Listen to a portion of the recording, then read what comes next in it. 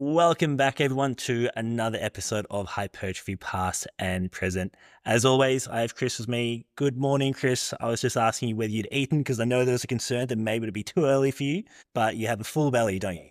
I do. I got down to breakfast in my hotel and I've got back again and I've set up and everything looks to be running okay. So fingers crossed we will have no disruptions to the Wi-Fi. And I was going to ask if you've had your morning coffee, but you don't drink coffee. I've had my evening coffee, so hopefully that'll keep me nice and alert. And let's jump into it. Today, I've got a interesting plan, a plan that's a little bit different to anything we've gone over so far. And when I talk to people about some of these plans or when I get feedback about some of these, one thing I hear a lot is, man, how long would those guys be spending in the gym? You know, I often get this sort of critique where it's like, I don't have time to do that. Who can spend 2.5 hours in the gym? You know, I don't have the time to do that. B, I don't have the capacity to do that. I couldn't possibly do something that long and exhausting in a session. And there's this idea that these guys of the silver era had this unlimited work capacity and could do all this extra work than what people can do today. And we're going to talk about that a little bit. And we're going to talk about why what I've just said doesn't really make a whole lot of sense, but I'm going to leave you guys hanging until Chris jumps in and does his part.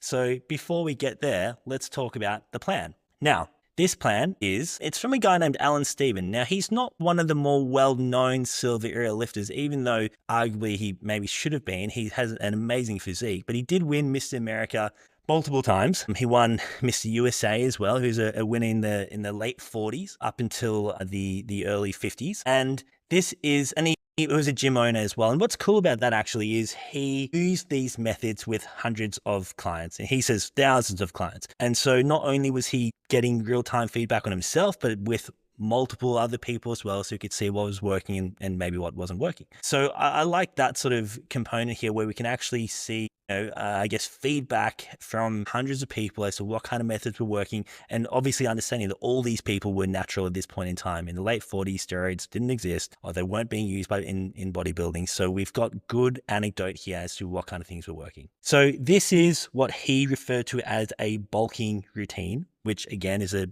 term that a lot of these silver era lifters use, and basically just used to talk about gaining weight, and then they sort of shifted more into a defining routine, which usually consists of more exercises. And this routine was part of part of a series of routines. Now, one thing that is pretty common in these types of routines is, I'm sure you guys have noticed when I've talked about these, is they tend to do the same exercises each workout. That's almost always the case. And they'll do those same exercises for that workout, for that routine, and then they'll move on to a new phase. And typically you see these phases tend to last anywhere from about 4 to 12 weeks on average. Obviously there's some variance to that a little bit. And then in the new phase, they do use some new exercises. Sometimes usually what they'll do is they'll keep the type of exercise and they'll do a slight variation. So they might go from like a stiff leg deadlift to maybe a bent knee deadlift or something like that. But they generally will keep the movement pattern relatively similar. So this was part of a 4-part series of his. And this was the first routine of that 4-part series. Now, the instruction for each exercise is the same. So I'll lead with that. And what you did is you warmed up. So you used a 10 repetition max load and warmed up with it. And then you established your 5 repetition max. And what you were to do is perform any number of sets, any rest period, whatever you needed, until you got 25 repetitions out. So whether that was 5 sets of 5 or however you wanted to do it, he did say that you would probably only be getting a couple of repetitions out in your final set. So we're probably talking 6, 7, 8 sets until you get to those 25 repetitions. Now, the first exercise was a standing barbell overhead press. He then went into a floor barbell press with an arch. So essentially a bench press with an arch, but they did this on a floor at this point. Then he did a bent over one arm dumbbell row. Then a barbell clean or barbell cleans, and then a flat neutral grip chest press. And he emphasized keep your elbows close to your body. And then he went into a barbell squat, and then finally a deadlift from block. So essentially a rack pull. And he did say to do this above knees. And from memory, I think he actually did instruct to do this with your knees locked out as well. So it's essentially a stiff leg rack pull above knee height. So that's the workout plan, 25 reps of each. And we're talking, let's say it was about 7 sets per exercise to get to the 25, then we're talking about 50 sets across the workout. And he did say to expect it to take you at least 2.5 hours. So what do you think of that? A routine is really interesting. Obviously, as you said before, it's very, very different from what we've been talking about previously. Two things really. We've got an exercise selection, which is somewhat different, and we've got a rep set structure, which is also quite different. In terms of the rep set structure, it feels a lot more like the Hepburn type of stuff that we've maybe mentioned in passing before. I mean, ultimately Hepburn doing 8 sets of 3 with a kind of a 5 rep max is probably very similar to what we're seeing here. It's a lot of work to be done. I mean, I think doing that for 2.5 hours with all of these exercises is a real mission and not something that I would be interested in following at all.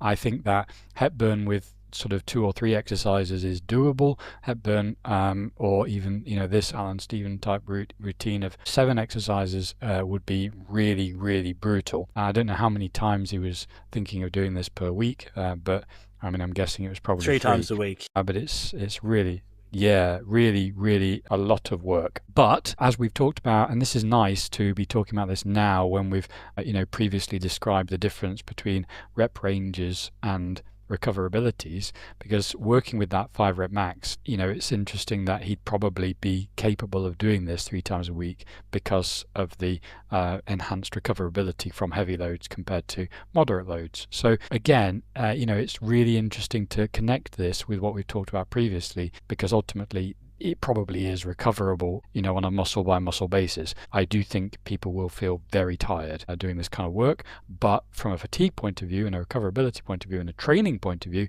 I think it actually would work. Now, if somebody is listening to this and they don't understand the difference between feeling tired and fatigue and strength recovery, then they need to look at the FAQ or any other resource that we've provided or I've provided in the past and understand the difference between just feeling tired because you're doing a lot of exercise and actually recovering from a workout on a fatigue basis, because fatigue is not the same thing. A fatigue refers to strength and the recoverability of that strength from a workout that we've just done on a muscle by muscle basis. In terms of exercise selection, I mean, I think this is really interesting because I've grumbled before about how we don't see enough deadlift variations. I've grumbled before that we don't see very many row variations necessarily. Really nice to see a row variation and also this deadlift in the program.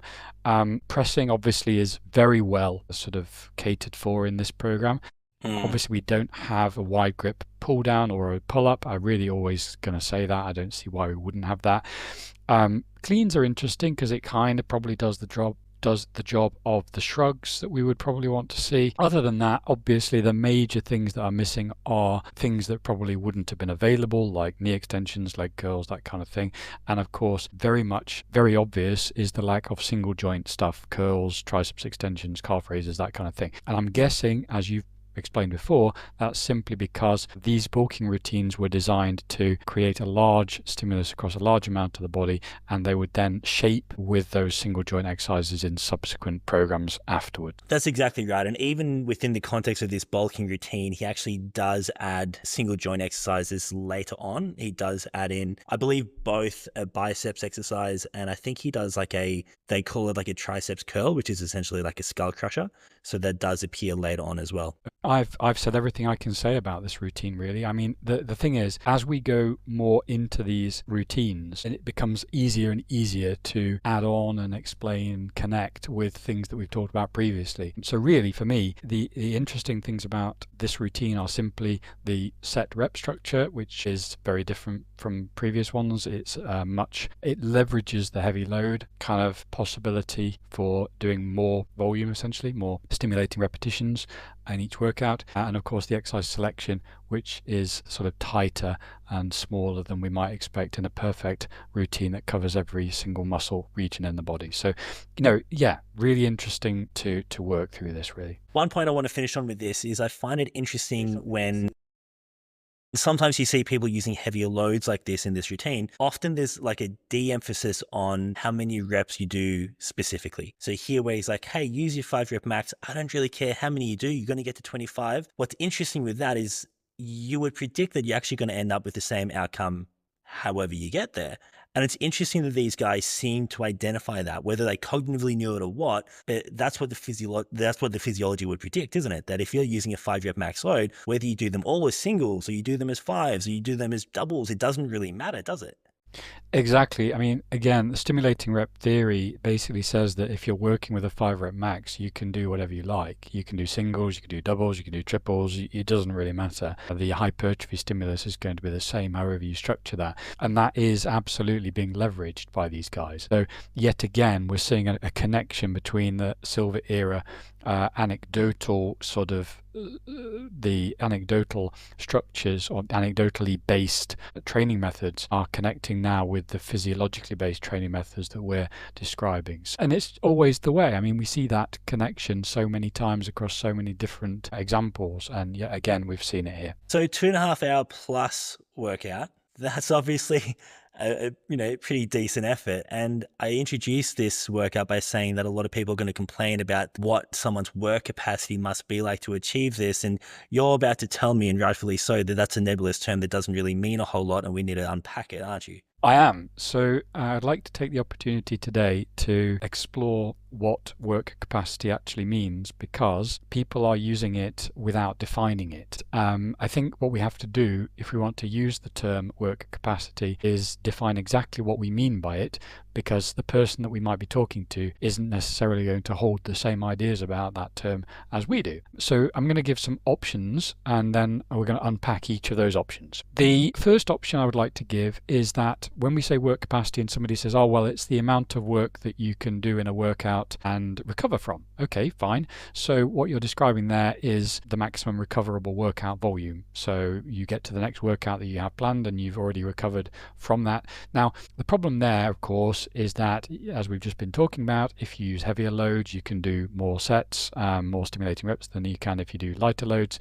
And so there's a little bit of difficulty there. But fundamentally, all things being equal, yes, you could argue that certain repeated bout effect related adaptations could get you to be able to do more of that and recover in time. So first possible definition of work capacity is just recoverable workout volume. So you actually don't need the term work capacity in that context. You could just say the amount of volume you can recover from in a workout in time for the next one that you have planned. And that's going to be muscle specific, isn't it? Absolutely going to be muscle specific. Now, the next possibility is, well, how much work can you do in a set period of time? Now, the reason I'm saying in a set period of time is because one of the worst possible ways that you can think of work capacity is to just say, well, it's the amount of work you can do. No, you can't do that, because you can literally just sit in the gym all day long and do an extra set and an extra set and an extra set.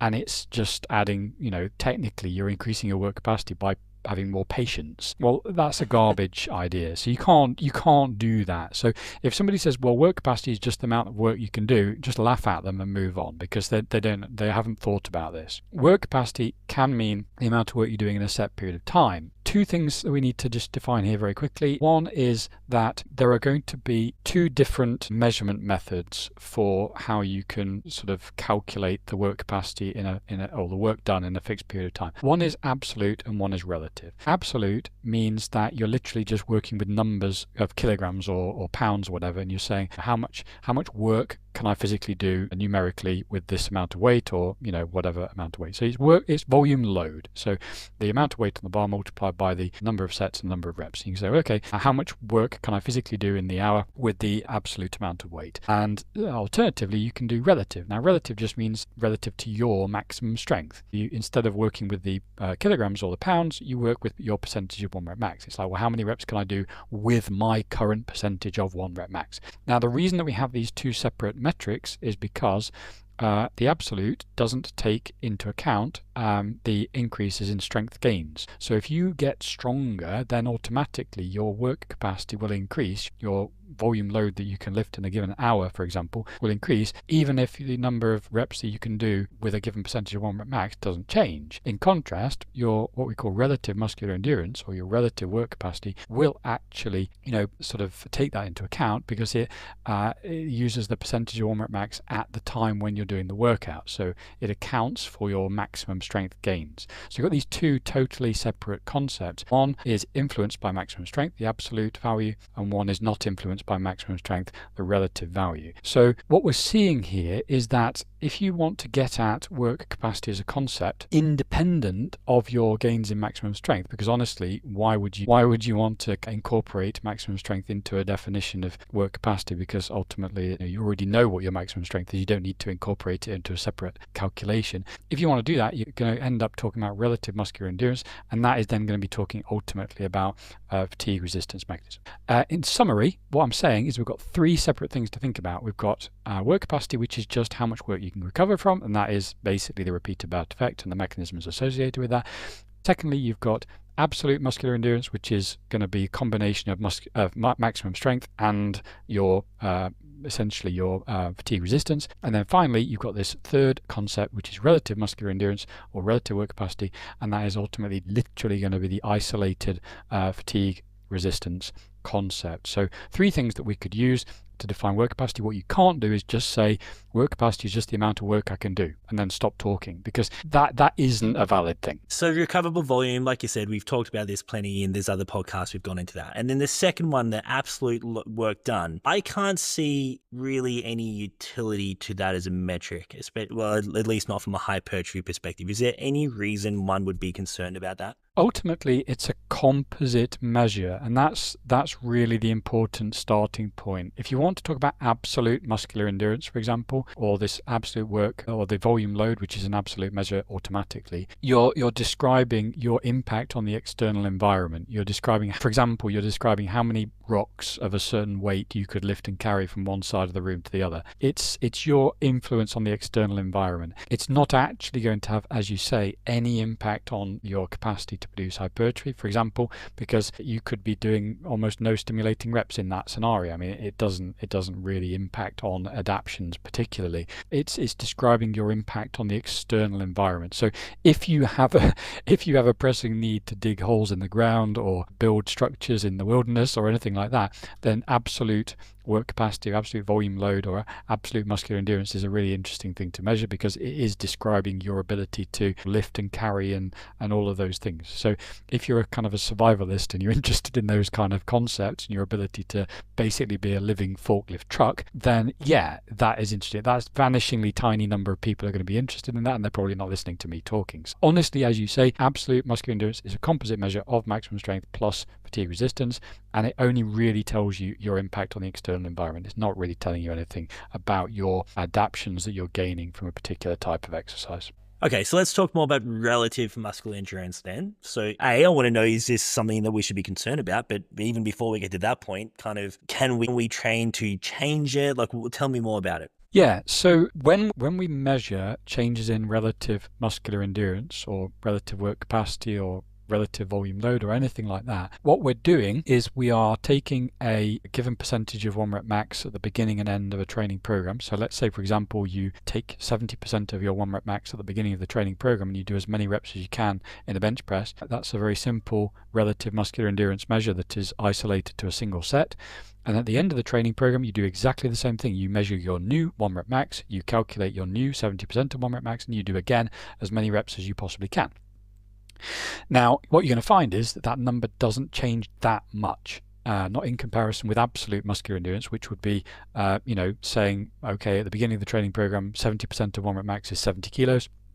I'm going to do as many reps as I can with 70 kilos. And then at the end of the training program, I'm going to come back and do this again, as many reps as I can with 70 kilos. Problem is, at the end of the training program, hopefully 70 kilos is now only 60% of my 1 rep max instead of 70%. And of course, I'm going to be able to do more reps because it's now a smaller percentage of my 1 rep max. And that's why absolute takes, fails to take maximum strength gains into account. And you end up with a composite measure of both your strength gain and also your fatigue resistance. If you measure as many reps as you can with this 70% being different as an absolute number at the beginning and end of the training program, you get a relative measurement which then only measures changes in fatigue resistance. Now you can do this with volume load. Instead of doing a single set with 70%, you could do 5 sets with 70%.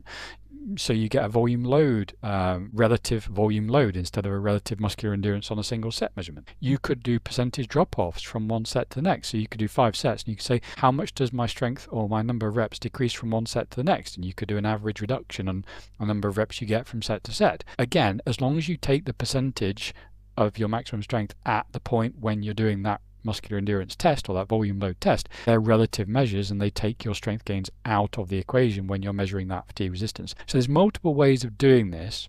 The most common way is the single set, as many reps as possible, with a percentage of your maximum strength at the time when you're doing the test. So that's the one that we tend to talk about, but you can use more work capacity sort of type measurements where you take volume load for the whole workout or the number of exercises that train a particular muscle or whatever you want to do. So just because I'm talking about relative muscular endurance as being a single set of sets to failure doesn't mean that this is not relevant to work capacity. If you're thinking of work capacity as being a whole workout's worth of sets, the concept is identical. You're literally just talking about multiple sets or single sets. So that's the measurement that we would go about using, or the measurements that we would go about using, and that is the essence of the adjustment that we need to make. It's the adjustment in maximum strength from the beginning to the end. As I said, many times that you take these measurements, you find that they don't really change very much. Particular if you do, for example, heavy load strength training with 5-6 rep maxes, that kind of thing, you will find it often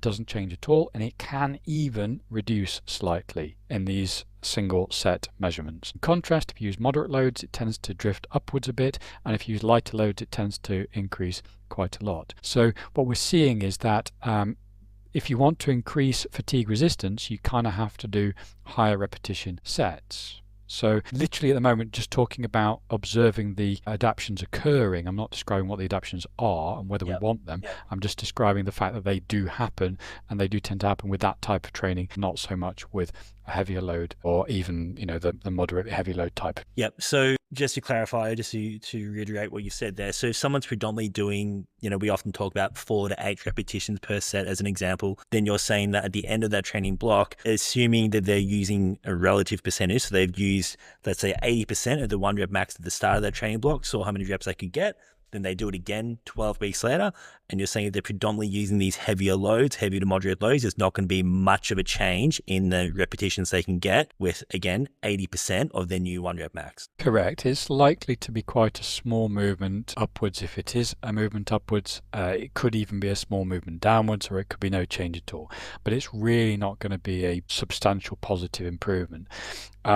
You might see, as I say, substantial improvements with more moderate loads at the top end of that range, 8 to 10 to 12. You are highly likely to see positive improvements if you're pushing things up to 15 plus. So what we're seeing then is it's rep range that seems to be the primary driver of whether you get fatigue resistance changes in these situations. So even if someone were doing, like in this workout plan that we talked about at the start, where he's doing 7 sets per exercise or whatever it is of lower repetitions, you're saying that if someone's doing 7 sets compared to doing 1 set of, say, 5 or 4, whatever, just by doing more sets, you're still not going to increase that relative muscular endurance. So this is the really, really important point for this kind of podcast, I think, which is that a lot of the time when people message me about work capacity and I ask them to think about the definitions of it and what they're actually saying, they will often argue to me that the reason they are doing higher volume training programs is because they want to increase their work capacity. If you define work capacity ultimately in this way of saying, well, is it increasing my relative muscular endurance? Is it increasing my ability to do more work with my current maximum strength levels? The answer is volume doesn't really have anything like the same impact as rep range. There's only a minimal number of studies. I've only found one study that measures the effect of volume, workout volume, on changes in relative muscular endurance, and it didn't find a significant effect. There was a small numerical effect, but there's no actual significant effect, and that isn't what we see with the rep range effect. Rep ranges, you absolutely start doing lighter loads, you're going to see some big shifts in relative muscular endurance. So again, the idea that doing more volume increases your work capacity, if we define work capacity as being essentially improving fatigue resistance, isn't substantiated. It's not what's going on. Rep range is where you want to go if you want to do that. And then you start to realize that people don't really want to do that. They just want a reason to do higher volume training.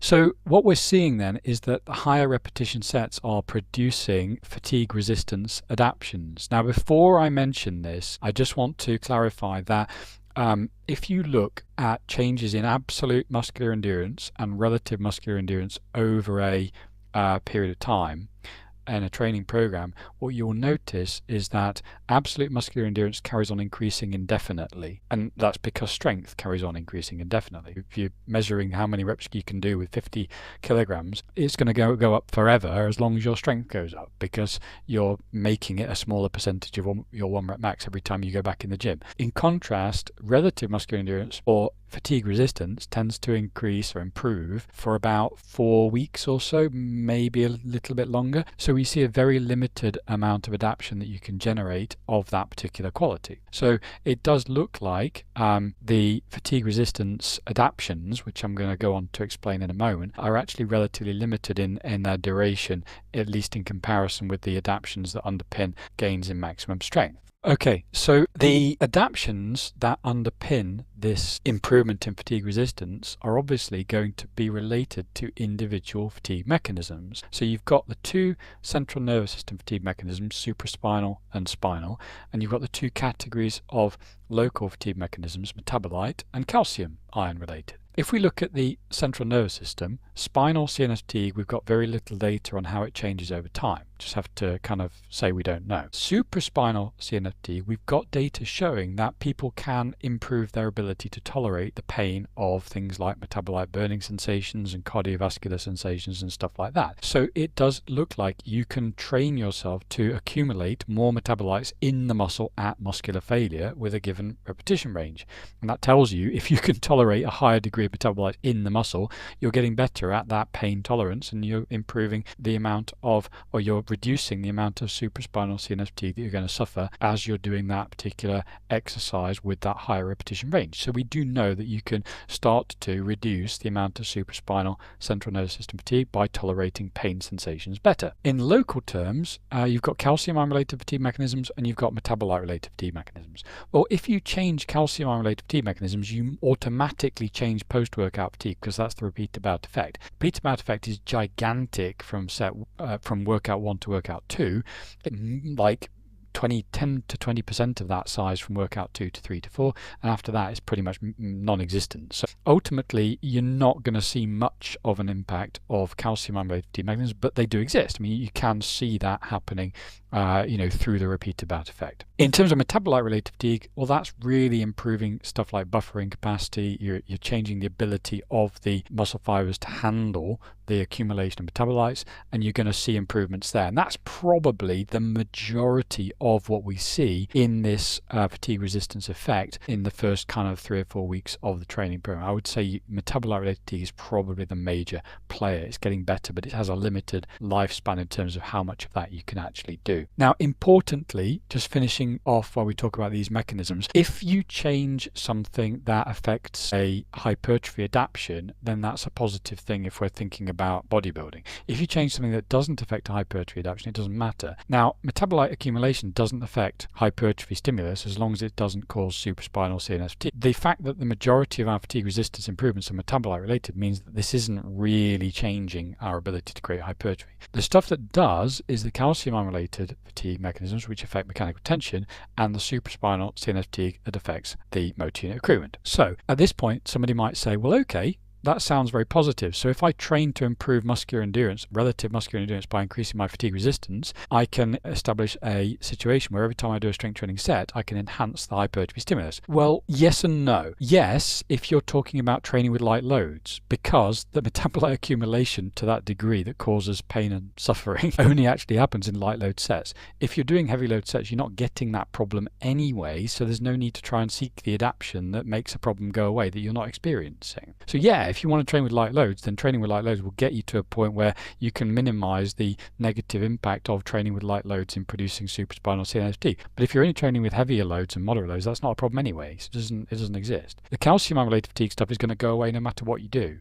The repeated bout effect happens however you train. So it doesn't really matter whether you're training with light loads, heavy loads, or manual resistance. You get to the same place. So ultimately, the fatigue resistance adaptations do tend to happen with the light load training, but that's not going to help you enhance the hypertrophy stimulus that we're trying to get to. So this is, I guess, a really important point, because there's a lot of people who argue that we should include light load blocks in our training programs in order to get advantages that then enhance our ability to stimulate hypertrophy. Well, they don't, because all you're doing is mitigating fatigue mechanisms, in some ways relating to calcium related fatigue, which is going to happen irrespective of how you train, and in some ways relating to supraspinal fatigue, which only affects you if you're training with light loads anyway. So it doesn't get you anywhere interesting. In the small number of scenarios where an athlete might want to have a little bit of extra muscular endurance, relatively speaking, to their maximum strength, sure, that's relevant. I mean, you might want to go training for that. The way to do that is training with the lighter load rep ranges. It's not doing more volume with heavy loads. That isn't going to get you the adaptation you're looking for.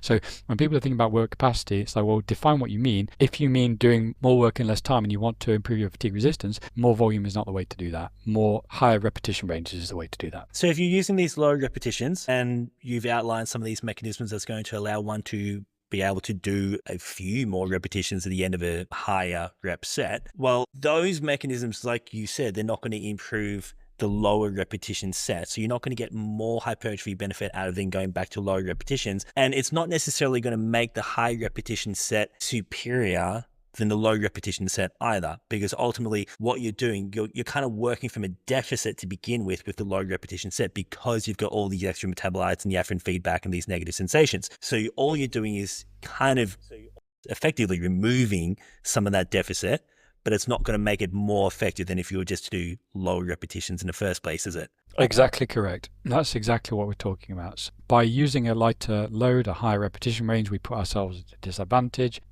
Training for the ability to suffer those painful sensations to a greater extent, we can get rid of some of that problem, but we don't get rid of all of it. So you're never going to get to the point where you're equal with the motor unit recruitment levels that you could get with a heavier load where you don't have those painful sensations ultimately. So yeah, it's just you're removing some of the problem, you're not removing all. So from a hypertrophy perspective, we would be interested in being able to increase how many sets per muscle one can do in a session. And as you've mentioned before, that's a repeated bout effect, and that's going to happen either way. So we're not going to train specifically for that. And then the other thing, I guess, that would beyond per muscle volume, that would be interesting from a hypertrophy perspective, would simply be how many different muscles and sets we can do within a single session. And we've kind of covered that a little bit in the past, haven't we? But that's sort of, I guess, people would sometimes think about that when they talk about work capacity as well, wouldn't they? Yeah, so let me answer the first question and then come on to this more interesting one second. In terms of the repeated bout effect, the repeated bout effect is going to happen regardless of how we train. The only scenario in which you could change the magnitude of the repeated bout effect, because the repeated bout effect is muscle fiber specific, you could apply it to a larger number of muscle fibers by doing eccentric overload, and you could expose all of your muscle fibers to that calcium ion flood from eccentric contractions. The problem is that when you've done that, obviously it creates a large amount of post-workout fatigue, so you don't want to train like that all the time, but when you stop training like that, it goes away, and you've got kind of like maybe 4 weeks before it goes away completely. So we were talking before this podcast, like, well, could you kind of engineer a scenario where you did one really horrible eccentric training workout once a month, and that would give you this really big repeated bout effect? Yeah, you could think like that if you want to go down that route. That's starting to get really quite technical, but I'm just alerting people to the fact that the repeated bout effect is muscle fiber specific. You get a bigger repeated bout effect from eccentrics compared to concentrics because you get this massive flood of calcium ions. That's the only real difference you're going to see between training variables, is this eccentric overload versus conventional strength training. And again, bodybuilders are not training like that because it just creates massive amounts of post-workout fatigue, and it's really, really inconvenient to set up and do and kind of implement. But just wanted to flag, just for completeness, that is a possible scenario that people could think about, but honestly, practically it makes no sense. The more interesting kind of question then is, well, okay, what about if we're doing multiple muscle groups? What about this idea of, and as you already pointed out, we talked about this with a previous podcast when we said, well, maybe we want to split a full body routine that's massive into upper, lower, and do it on alternate days. And that's just because you just physically actually feel like you're getting just exhausted by being in the gym for 2, 3, 4 hours, whatever it might be. That's a cardiovascular issue. Now, it's a cardiovascular issue because ultimately you're creating this cardiovascular demand every time you do any muscle group, and that then metabolites being produced, you've got to clear that, and it's a whole body phenomenon. If you really push that, you're going to find that you end up creating supraspinal fatigue because you're out of breath, you feel horrible, you've got metabolite accumulation, lactate in the bloodstream, and it just makes you miserable and reduces your maximum central motor command for the maximum tolerable perception of effort. So you end up with your back end of your workout with those exercises suffering and not training the muscles very effectively. Cardiovascular capacity is the driver, is the determining factor in it, which is different from what we've just described. When I've described these changes in local muscular endurance, I've described what's happening locally to the muscle in something like a bench press or a squat, or actually the cardiovascular component of the squat is definitely present, but like a knee extension or something like that. You're doing as many reps as you can. It's not really about cardiovascular capacity, it's about what the local muscular fatigue mechanisms are going to be. If, on the other hand, you're trying to do like, something like you've described today with this workout with 7 exercises and, probably 7 sets per exercise, is colossal amount of work, you're going to find that cardiovascular capacity is going to limit your ability to be successful in those final exercises of the workout. Otherwise, unit accruement is going to be on the floor and you're going to be doing nothing of any value. Cardiovascular capacity allows you to recover between sets of different muscle groups. That's the important things. We're moving away from local muscular endurance, where we're talking about the muscle being the limiting factor. We're now talking about the cardiovascular system, because if your cardiovascular system can clear out the metabolites of the exercise you've just done, then you can bounce back and you can do the next set with something completely different. You go from bench press to deadlift and that pull down and whatever. And if anybody has worked as a personal trainer or a strength coach, and they've worked with, for example, endurance cyclists, they will know what this looks like. These guys will literally do an exercise of, say, 5, 6 reps of squat, which if you did it, you'd probably discover quite quickly that you're breathing very heavily at the end of that set of reps and you needed some time to recover for the next set. These guys will be bouncing back in 2 minutes, and they'll be doing equally, going to another exercise and doing something else, and they bounce back and they bounce back. And it's just that the cardiovascular system clears everything so fast that they don't have that limitation that those of us who don't do that kind of exercise to the same extent experience. Now, just for completeness again, how do you improve cardiovascular capacity? Well, basically, the gold standard way of improving cardiovascular capacity is just to do long, slow endurance exercise. So, build a foundation. And I'm not a cardiovascular physiologist by any means. I have done endurance cycling. I know how it works, and I know enough about how the body works to be able to connect that with my understanding of the science. Basically, you don't need to do intervals. You don't need to do, anything silly like that. You just do, a couple of hours a week of long, slow cardiovascular activity. Ideally, if you want to mix that with your strength training, you want to do minimal muscle damage. So, the bike is a fantastic way of doing that. Cross trainers will do that. There's various ways of making it happen. But ultimately, running is probably the worst in terms of mixing with strength training, because you're getting a lot of footfalls, a lot of muscle damage. You're going to find interference effects. I'm not saying it's impossible. You can actually absolutely do it. It's just, it wouldn't be the way that I went about it if my sole purpose of doing that exercise was to improve cardiovascular capacity for strength training.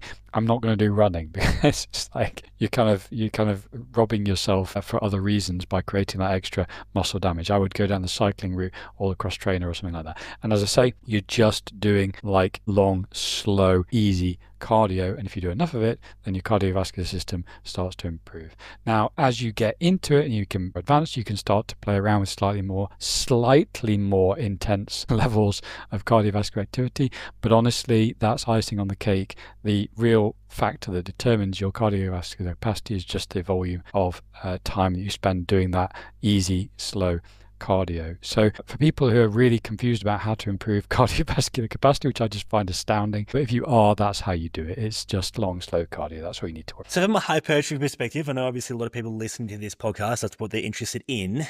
From what we've talked about today, that's probably the main factor that we could actually influence that would have some bearing on the hypertrophic response of a workout. You've talked about, well, obviously repeated bout effect is going to come along kind of no matter what we do, so we don't need to worry too much about that. These bouts of high repetition phases, you've kind of dispelled the necessity of doing that. That's not going to particularly help someone from a hypertrophy perspective. So if one was interested in quote unquote increasing one's work capacity or endurance, really the type of endurance that's going to help us there would be cardiovascular endurance. Yeah, absolutely. So I would say including 3 sessions of cardio a week. If you are the true obsessive and you want to have everything absolutely perfect in your training program, then you would do your strength training workout and you would do your cardio afterwards. That's miserable. It really is miserable. It's one of the most miserable things that you can do in my experience. Much more enjoyable is to pick a very non-muscle damaging form of cardio and do it on the off days, like cycling, like cross trainer, something like that. That is not perfect because it means that you're a little bit closer to the next workout and you will have some muscle damage, but honestly, if you keep the intensity low and you avoid the impacts by doing something like cycling or cross training, you won't have as big a factor. So my recommendation would be just to alternate between strength training and long slow cardio, and you can do that indefinitely as long as you are careful. As I say, it's only the total obsessives with crazy degrees of self-control and dedication who are going to try and get the incremental slight benefit by putting the cardio straight after their strength training. I do not recommend doing that. It really is miserable. Just plays havoc with your kind of ability to sort of maintain that program in the long term. I think honestly, alternating between strength training and cardio in that format is probably the best way of doing it in practical. I used to do 55 minutes after my weight session, and this is back when I was training 6 times a week. And I felt like my stomach was going to eat itself after I'd done the 55 minutes of cardio. It was such an uncomfortable experience. It is a very, very horrible experience. I don't recommend it at all. The only scenarios that I've ever managed to combine strength training and endurance exercise on the same day have been when I've been on group endurance cycle rides. And that's simply because when you're in a group ride and you're on the road, you've got a lot of other stuff to actually keep your attention on. Not as you say, the fact that your stomach is trying to eat itself. It's like your brain is doing other stuff rather than thinking about how miserable you feel. So the true pathway to work capacity improvements is actually endurance exercise. It's not really any of the kind of ways that people claim is the route. For example, doing higher volume strength training workouts is not going to get you there. Cardiovascular exercise is going to get you there. Hopefully that's cleared up a little bit of the confusion around work capacity and the necessity to do some of these things depending on what your goal is. Obviously, like you've mentioned, if your goal is as an athlete, an endurance athlete, that's going to be a little bit different. But from a hypertrophy perspective, hopefully that's giving you guys something to think about. And I know, in my own experience, I've tried all these things. I've done the phases of high repetition sets because I thought that's what I needed to do. And I've in the past, I've steered away from cardio because there's been that mentality that cardio is somehow going to kill your gains. And as you've talked about, it's ultimately coming down to muscle damage, and we can do intelligent things to mitigate that muscle damage. I'm ranting now, but hopefully that's given you guys something to think about, some ways you can implement some of this stuff into your own plans, into your own programs to enhance the efficacy of your workouts in the gym. As always, we hope you'll join us for another episode next week.